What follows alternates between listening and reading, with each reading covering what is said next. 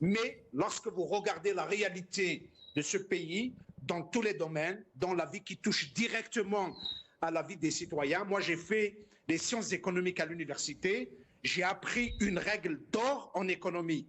Une économie des chiffres qui n'impacte pas positivement la vie des gens est une économie de chiffres, reste une économie de chiffres.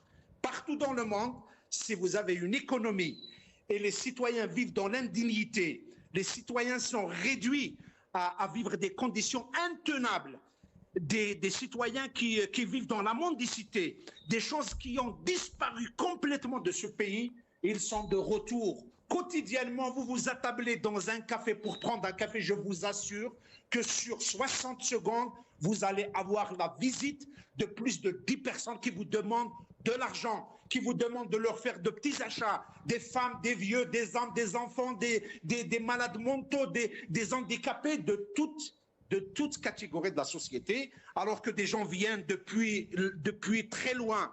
Ils mettent des jumelles, ils agrandissent l'image et ils veulent nous faire croire que ce pays est dans une logique de croissance. Alors, venez et vivez ici et vous allez voir de près la difficulté que vivent les gens.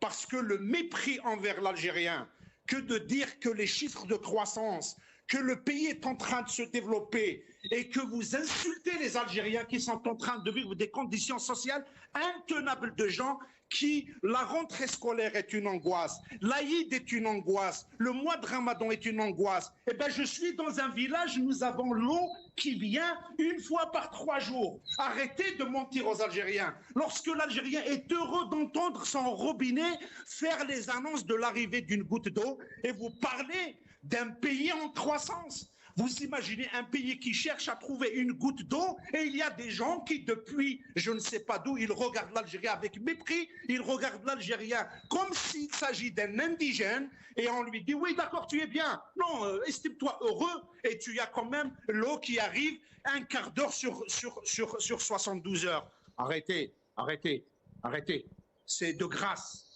par un minimum de, j'allais dire, de moralité, de respect envers les gens, arrêtez.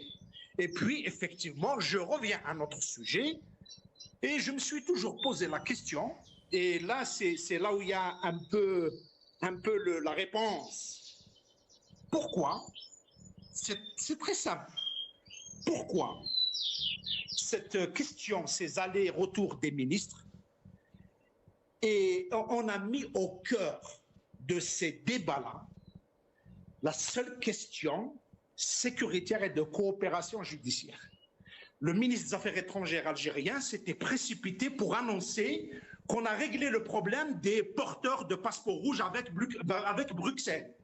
Le grand problème du pouvoir algérien, il est réglé avec Bruxelles.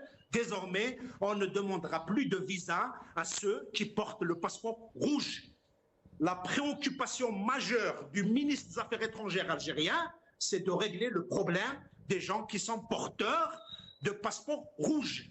Quant à la question des universités algériennes, de la communauté algérienne qui vit à l'étranger, de l'économie du pays, des investissements, de la mémoire, des intérêts équilibrés, du savoir, de la technologie, mais tout cela n'existe pas dans nos rapports. Et bien au contraire, nous sommes en train de répondre à des urgences françaises parce que le débat sur la coopération sécuritaire, le débat sur la mobilité, le débat sur les extraditions, le débat sur les OQTF, mais ça relève du débat interne à la France.